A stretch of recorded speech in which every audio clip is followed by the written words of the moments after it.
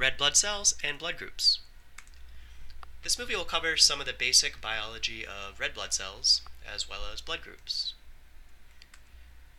Shown here is some blood within a vessel, and you can see from the illustration that within the blood, a significant amount of the volume of blood is made up of cells or other types of formed elements.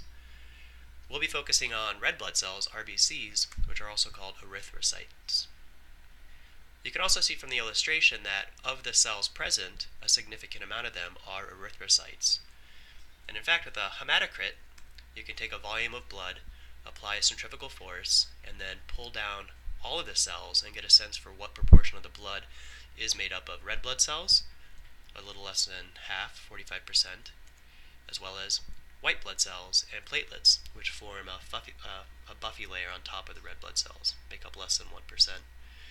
The remainder of the volume of blood is the plasma, which is a soluble fraction made up of water and electrolytes and carbohydrates, hormones, amino acids, those types of things that are dissolved in the plasma.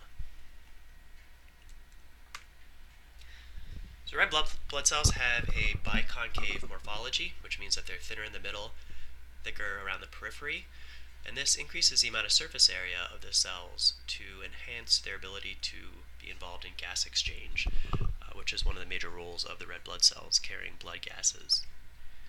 They don't have a nucleus, so we call them anucleate, and they're filled with a protein called hemoglobin.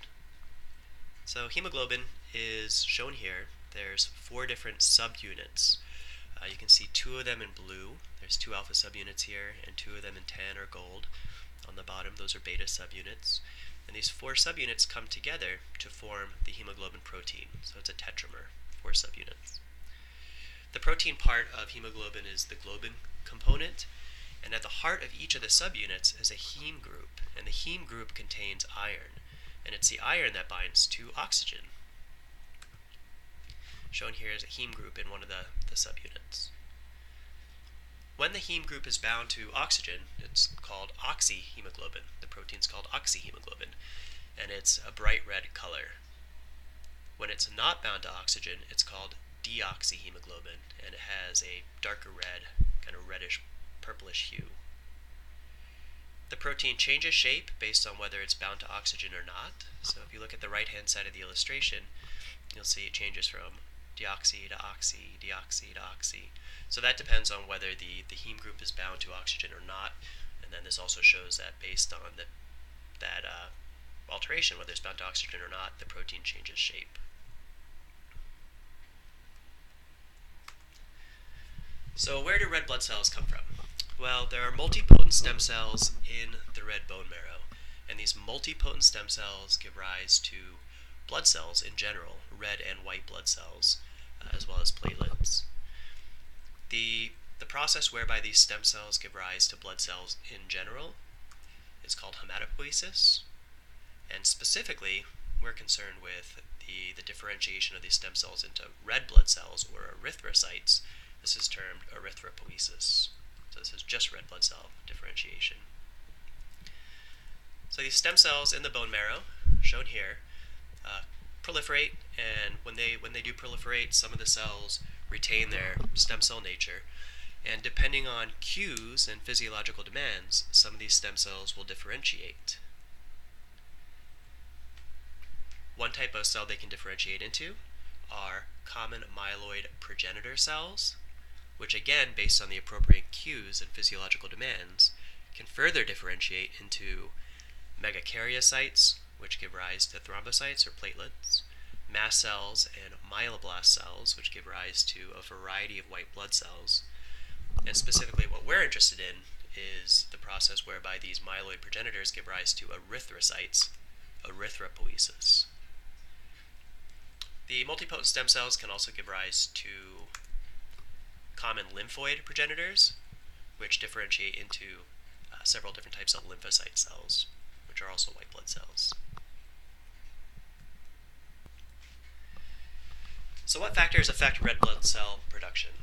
Well, vitamin B12, folic acid, and iron are all needed for red blood cell production, and a deficiency in these nutrients can result in reduced red blood cell production or a reduction in the amount of hemoglobin within the red blood cells, leading to anemia. Erythropoiesis is stimulated by the hormone erythropoietin, or EPO. EPO is released by the liver and kidneys, mostly the kidneys, to a lesser extent the liver.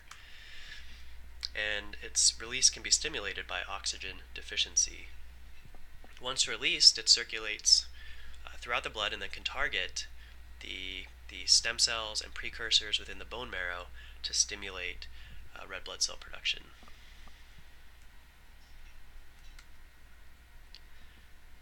The average lifespan of a red blood cell is about 4 months, 120 days, and over the course of that time it can circulate throughout the body about 75,000 times, which is pretty remarkable.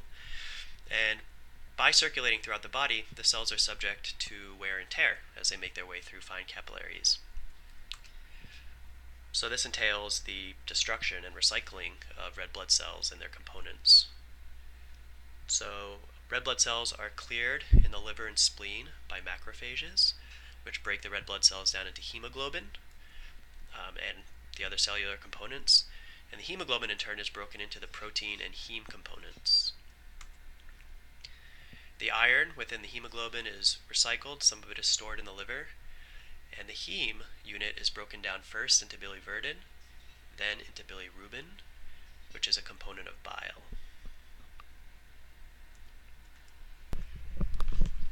So why do some blood donors and recipients have blood types that are compatible with transfusions and others do not? One of the major considerations is the ABO blood type of a particular donor and a recipient. So there are 4 different blood types: type A, type B, type AB, and type O. And people with these different blood types have red blood cells with different carbohydrates that decorate the surface of their red blood cells. So shown here is a red blood cell from somebody with type O, type B, type A, or type AB blood. And the artist has illustrated these different carbohydrates that decorate the surface of the red blood cells, so they look different from one another. And somebody with type O blood recognizes that carbohydrate structure as self, and would recognize different carbohydrate structures as non-self. So with blood type A, B, AB, and O, individuals have red blood cell types with a specific type of antigen on the surface of their red blood cells. Type A blood has red blood cells with type A antigen, B has B antigen, AB has both A and B, whereas type O does not have the type A or B antigens. Somebody with type A blood would recognize the A antigen as self, but the B antigen would look foreign, and as a consequence, they've raised antibodies against the B antigen, anti-B antibodies. Similarly, somebody with type B blood recognizes the type B antigen as self, but raises anti-A antibodies against the A antigen because that's foreign. Somebody of type AB blood has red blood cells with the A and the B antigen. So they've seen it all. They recognize the type A antigen, the type B antigen, so they don't have any antibodies against this particular antigen. Now somebody with type O blood, their red blood cells have neither the type A antigen or the B antigen, so both of them appear foreign, and they've raised antibodies against the anti-A and anti-B antigens. Individuals raise these antibodies, A, B, A, or B, dependent on their blood type, shortly after birth. So this draws in the compatibility concept. Somebody with type A blood has the A antigen, but B looks foreign, and they have anti-B antibodies. So they cannot receive type B blood, nor AB blood, because in both of those the B antigen is present. What they can receive is type A, of course, and also type O. Somebody with type B blood has the B antigen, but A looks foreign, they have A antibodies, so they cannot receive type A or type AB blood. So they can receive B and O. Somebody with AB type blood has the A antigen, has the B antigen, does not have any antibodies because both of them look like self, which means they can receive A, B, AB, or O. This is a universal recipient because they can receive any type of blood in an emergency. Somebody with type O blood has neither antigens, has both antibodies, so they cannot receive type A, B, or type AB blood, only type O. But they're considered the universal donor. The reason the antibodies and the red blood cell types are important is because if an antibody is present with red blood cells that have that antigen, the red blood cells will clump up. This is called agglutination. Okay? And this is an incompatible transfusion when the antibodies are present as well as red blood cells of a particular type that have that antigen. So there's a genetic basis for this. The genetic source is the ABO gene, and this encodes for an enzyme. And there's different versions of this gene, or alleles. One is I with a superscript A produces the A antigen because this enzyme modifies the carbohydrate sugars on the red blood cell surface to take on that A-type antigen structure. The B variant, or B allele, is also dominant, and somebody that carries this particular gene and this version of the gene, or this allele, produces an enzyme that makes the B antigen, that unique carbohydrate structure. And there's also a recessive allele. And in this case, the enzyme that's produced is not functional. It doesn't produce the A or B antigen. But remember, you carry 2 copies of each gene. So somebody that carries the dominant version, or type A, and they're homozygous for that, they carry 2 dominant versions, will be type A. If they're heterozygous, if they have the dominant type A allele and the recessive allele, they'll still be type A because they still produce that enzyme that produces the type A antigen. The same for type B. If they're homozygous for the dominant allele, they'll be type B. If they're heterozygous, if they have the dominant allele as well as a recessive allele, they still produce the enzyme that produces the type B antigen, type B. If they carry the dominant allele for type A and type B, then they'll be type AB. They produce both type of enzymes that produce both type of antigens.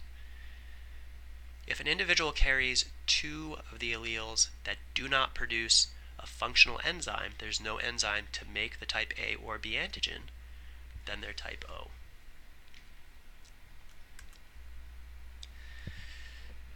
So this is one of those cases where I would certainly take a moment, if you're not entirely comfortable with the blood types, the genotypes, the antigens, the antibodies, as well as the compatibility, to jot them down and write them down, because the more times you do it, the more comfortable you'll be with that material. So the blood types are type A, B, AB, and O. There's a genetic basis, right? So there's 3 different alleles. There's the dominant A, dominant B, and the recessive. Somebody can carry both dominant alleles for A, or they could be heterozygous and carry one of the recessive alleles, but they'll still be type A. The same for B. If they carry a dominant allele for A and B, they'll be AB, or 2 recessive alleles, they'll be type O. A blood type produces that antigen, and they have antibodies against the foreign type antigen, or the antigens that are not present are not self. And that'll dictate the compatible blood types. So you cannot receive the blood of a type when the antibodies are present against that blood type. If we know the genotype of 2 parents in terms of their ABO genes, then we can determine what the likelihood of their offspring are in terms of their blood type. So let's think about this particular scenario. Let's say there's a father who carries the dominant type A allele and a recessive allele, and a mother who carries the dominant B allele and a recessive allele. The Punnett square here shows all the possible outcomes in terms of their offspring. The father and the mother could both contribute the dominant alleles A and B, and the resulting offspring would be AB. If the mother contributes the dominant B and the father contributes a recessive allele, the offspring would be type B. If the father contributes the dominant A allele and the mother contributes a recessive allele, the offspring would be type A. Or, if both parents contribute the recessive allele, the resulting offspring would carry both recessive alleles. The resulting offspring would be type O. So shown on the right here are the possible genetic outcomes in terms of the ABO gene with the offspring and the likelihood that any offspring will be of a particular type.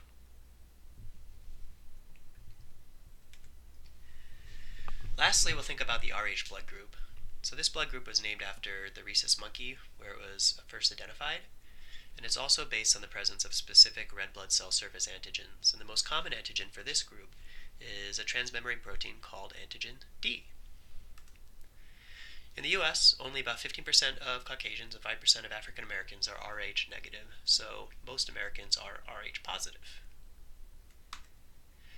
People that are Rh negative will raise antibodies against the Rh antigen after their first exposure. So this is unlike the ABO blood grouping where antibodies are raised shortly after birth. In this case, it first requires an exposure. If somebody's negative and they receive red blood cells that are positive for the antigen, then they will raise antibodies against that particular antigen. So this is a problem. This can be a problem after transfusion or during birth. If the placental membranes tear and a mother is Rh negative, but the offspring is Rh positive, she can be exposed to the antigen and then raise antibodies. Or with a transfusion, if somebody is Rh negative and receives blood that's Rh positive, they will respond by raising antibodies against the antigen, and now antibodies will be present. That's usually not a problem with the first exposures, whether that's a transfusion or during birth, but a subsequent transfusion or a subsequent pregnancy with that Rh negative mother, for instance, will be a problem because now she has the antibodies present, and those antibodies can cross the placental barrier, and they can make their way into the fetal circulatory system and then cause agglutination. This has been a movie that reviewed the basic biology of red blood cells and also covered blood groups.